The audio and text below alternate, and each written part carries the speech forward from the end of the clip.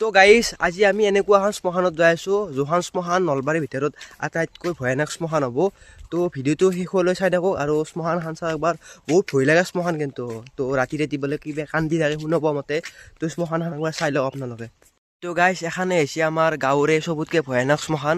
তো আমি ভিতৰত যাওঁ একবাৰ কি হৈ চাওঁ। তো মোৰ লগত ই আছে, ভিতৰত গ'লে যাবি না? ভয় লাগব নেকি? তো ই আৰু বোলে ভয় নালাগে। তো আমি একবাৰ ভিতৰত গ'লে চাই আহোঁ। তো গাইজ আমি এতিয়া ভিতৰত গ'লে যাওঁ একবাৰ চাওঁ।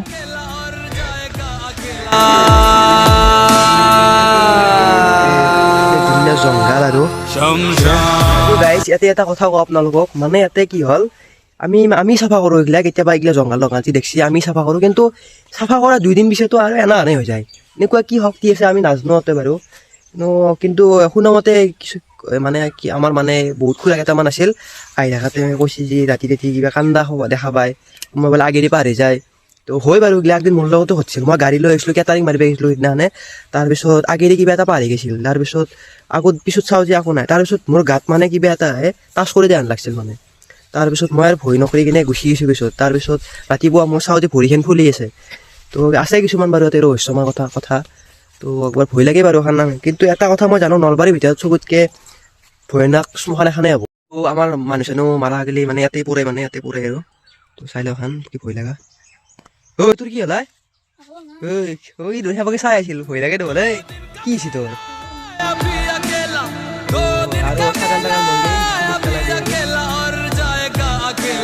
তো গাইজ এই শ্মশানখনৰ কাষতে এটা বাঁহৰ তল আছে। শ্মশানখনতকৈতো আৰু বেছি ডেঞ্জাৰাছ। তো সেই বাঁহৰ তলখনো আপোনালোকক একবাৰ দেখুৱাম, মই চাই থাকক। তো শ্মশানৰ পৰা ওলাই আহিলোঁ মই, এতিয়া বাঁহৰ তলখন চাই লওক। ইয়াতে শুনামতে নাগি নাছিল বোলে আগতে। তো এতিয়া নাই বাৰু, আগতে আছিল বোলে। তো গাইজ চাওক এখন হৈছে শ্মশানৰ কাষতে তুলসী আছে, দেখছি না? যদি শ্মশান যদি পবিত্ৰ জেগা নলাগ হয় তেনেহ'লে তুলসী থাকিলে হয় নেকি? তো এইগিলা অন্ধবিশ্বাস। গাইজ মই এটা কথা কওঁ আপোনালোকক, তো শ্মশানৰ দৰে পবিত্ৰ জেগা ক'তো নাই, মই ক'লোঁ আজি। কিছুমান মানুহ কয় শ্মশান হৈছে চোৱা বস্তু, তো ভূত থাকে কিবা থাকে, কিন্তু এইগিলা মিছা। শ্মশানৰ দৰে পবিত্ৰ জেগা ক'তো নাই। আপুনি যদি ৰাতিটো ঘুমি থাকে আপোনাক একো ক্ষতি নকৰে, কাৰণ ভগৱান শিৱ বাবা থাকে ইয়াতে। দেখাই পালাক তুলসী গেছ থাকে নেকি শ্মশানত? কিয় হৈছে? কাৰণ চবতকৈ পবিত্ৰ জেগাই হৈছে শ্মশান। তো গাইজ এই গাছডাল দেখিছেনে? এই গাছডালৰ এইখিনি জেগাত বোলে নাগনি আছিল, মানুহ যোৱাই নাছিল বহুত বছৰ ধৰি। এতিয়া আৰু মানুহ চাফা কৰি ভাল কৰিছে বাৰু, এতিয়া ভয় নাই বাৰু এতিয়া। গাইজ এখন হৈছে শ্মশানৰ কাষতে ইয়াতে এখন বাঁহৰ তল, মানে ইয়াতে য'তো যিমান ফাঁচি লাগি হওক কিবা লাগি হওক আত্মহত্যা কৰা হওক এখন বাৰীতে মানে সোধ দিয়ে। শ্মশানখনত নেদে, কাৰণ শ্মশানখনত বোলে কিবা এটা আছে বোলে, সেইকাৰণে তাতে সোধ নেদে। তো ইয়াতে আমাৰ সোধ দিয়ে মানে এখানি জেগাত। এখানিতো বহুত। তো গাইজ শ্মশানখনতকৈ বেছি ভয় লগা জেগাখানি হৈছে এখানি। তো ৰাতি মানুহে একলা আহিব ভয় কৰে, কিন্তু আজিকালি সিমান এটা ভয় নালাগে বাৰু, কাৰণ আজিকালি খচ্চৰ হৈছে বাৰু।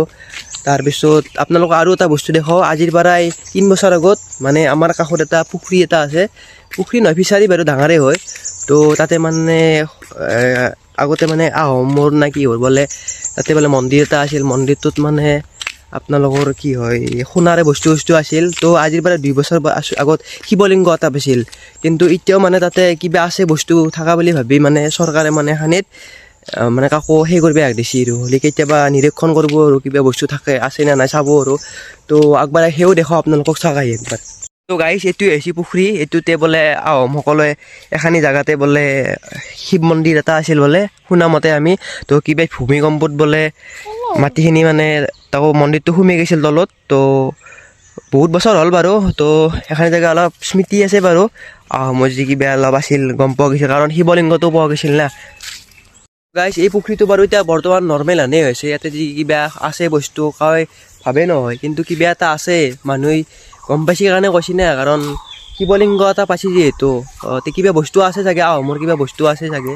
তো এইগিলা নিৰীক্ষণ কৰিব আৰু।